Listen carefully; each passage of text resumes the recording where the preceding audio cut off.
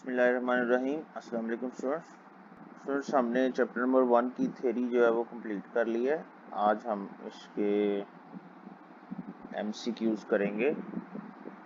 सबसे पहला एमसीक्यूज देखें, the number of base units in SI system international में बेस यूनिट्स कितनी है? Right answer is 7। जिसने थ्योरी को अच्छे तरीके से अंडरस्टैंड किया है वो एमसीक्यूज का आंसर बड़ी आसानी से दे सकता है।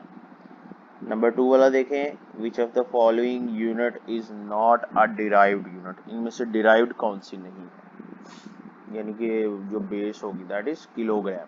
Kilogram is not derived unit. Then number 3, the amount of substance in terms of numbers. Substance की क्वांटिटी अगर नंबर्स में ली जाए तो उसको हम कहते हैं mole. This is also base quantity.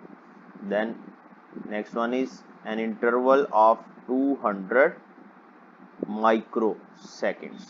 Micro second में कोई इंटरवल है तो वो कितना बनता है? माइक्रो प्रीफिक्सेस में 10⁻⁻⁻6 होता है, तो ये 200 है। अगर इसके साथ 10⁻⁻6 लगाएंगे तो सिंप्लीफाई करके ये -4 रह जाएगा। So option C is the right answer. Then which of the following is the smallest quantity? इनमें सबसे छोटी कौन सी है? सबसे छोटी अगर देखा जाए तो डी है। इसमें है 5000 नैनोग्राम। नैनो होता है 10⁻⁻9। Then which instrument is most suitable to measure the internal diameter of test tube? Test tube का इंटरनल डायमीटर फाइंड करना है, कौन सा यूज करना चाहिए इनमें से? Vernier calliper should be used. Vernier calliper की पिक्चर आपने देखी तो उसमें अपर जाज भी थे, तो वो अपर जाज जो होते हैं, अगर आप उस पिक्चर को दोबारा देखेंगे तो आपको पता चलेगा कि जो अपर जाज हैं they are used to find the internal diameter of the different instruments या objects. Then number 7, a student claimed the diameter of a wire as 1.032 centimeter using vernier calipers. Up to what extent do you agree with it? कहता है एक student ने कहा कि मैं vernier caliper से जो डायमीटर फाइंड किया वायर का वो है 1.032 सेंटीमीटर। तो आप इस चीज से कितना एग्री करते हैं? वर्नियर कैलिपर जो है उसका लीस्ट काउंट अगर सेंटीमीटर्स में देखा जाए तो 0.01 सेंटीमीटर है, यानी कि पॉइंट के बाद 2 डिजिट्स हम उसमें काउंट कर सकते हैं, इसके अलावा नहीं कर सकते। 2 डेसिमल प्लेस तक हम वर्नियर कैलिपर से लिख सकते हैं वैल्यू।